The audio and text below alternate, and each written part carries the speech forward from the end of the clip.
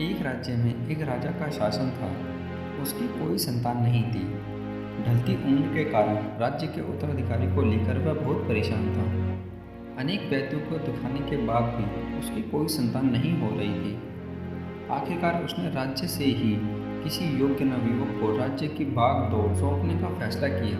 भावी उत्तराधिकारी के चुनाव के लिए उसने योग्यता परीक्षण का आयोजन किया। एक शानदार महल का निर्माण करवाया गया। महल के दरवाजे पर गणित का एक सवाल लिखकर पूरे राज्य में घोषणा कर दी गई कि राज्य के सभी नवयुवक महल का दरवाजा खोलने के लिए आमंत्रित हैं। दरवाजे पर लिखा सवाल हल कर दरवाजा खोलें।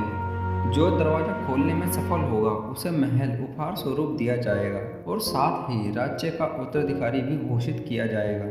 घोषणा के दिन से ही उस नए महल में नए युवकों की लंबी लाइन लग गई। सुबह से लेकर शाम तक नए युवक वहां आते और दरवाजे पर गणित के लिखे सवाल को हल करने का प्रयास करते, किंतु कोई भी उसे हल नहीं कर पा रहा था।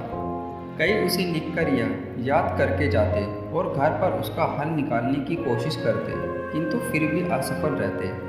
कई दिन बीत गए। राज्य के बड़े से बड़े गणितज्ञ भी उस सवाल का हल निकाल पाने में असमर्थ रहे। तब राजा ने दूसरे राज्यों के गणितज्ञों को बुलाया। दूसरे राज्य के गणितज्ञ आए और गणित का वह सवाल हल करने लगे। कई दिन बीत गए। राज्य के बड़े से बड़े गणितज्ञ भी उस सवाल का हल निकाल पाने में असमर्थ रहे। तब राजा ने दूसरे राज्यों के गणितज्ञों को बुलाया। दूसरे राज्य के गणितज्ञ आए और गणित का वह सवाल हल करने लगे। जैसे जैसे दिन ढलता गया, एक एक करके गणितज्ञ वहां से जाते गए। अंत में मात्र 3 लोग बचे।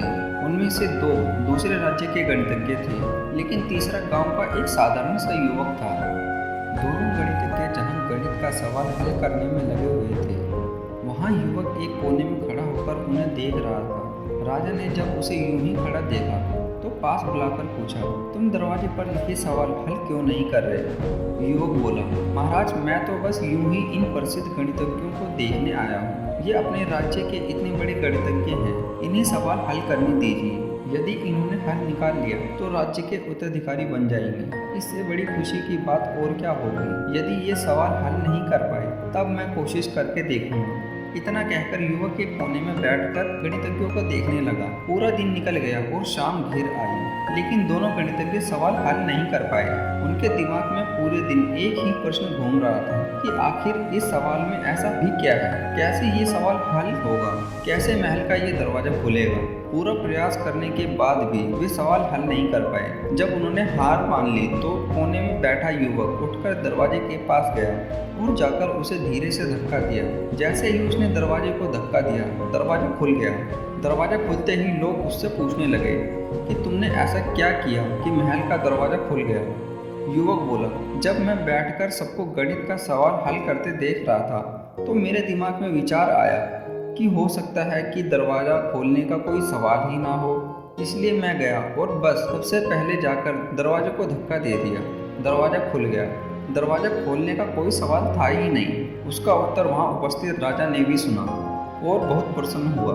उसने युवक को वह महल भी दे दिया और राज्य का भावी उत्तराधिकारी भी घोषित कर दिया। दोस्तों, इस कहानी से हमें ये सीख मिलती है, जिंदगी में हम कई बार ऐसी परिस्थिति में फंस जाते हैं जब हमें लगता है कि हमारे सामने पहाड़ जैसी मुसीबत है, जबकि सच में समस्या होती ही नहीं, या होती भी है तो बहुत छोटी सी, लेकिन हम उसे इतना बड़ा मानकर उसमें उलझे रहते हैं। बाद में उस समस्या का समाधान अपने आप ही निकल जाता है, या फिर थोड़े से प्रयास के बाद समाधान निकल जाता है। तब हमें एहसास होता है कि हमने इतनी सी समस्या के लिए हमने कितना समय बर्बाद कर दिया। समस्या सामने आने पर विचलित ना हो, शांति से सोचें और फिर समाधान करने का प्रयास करें। दोस्तों, आपको कहानी कैसी लगी कमेंट करके ज़रूर बताएं और ऐसे ही मोटिवेशन स्टोरी सुनने के लिए चैनल को ज़रूर सब्सक्राइब कर देना।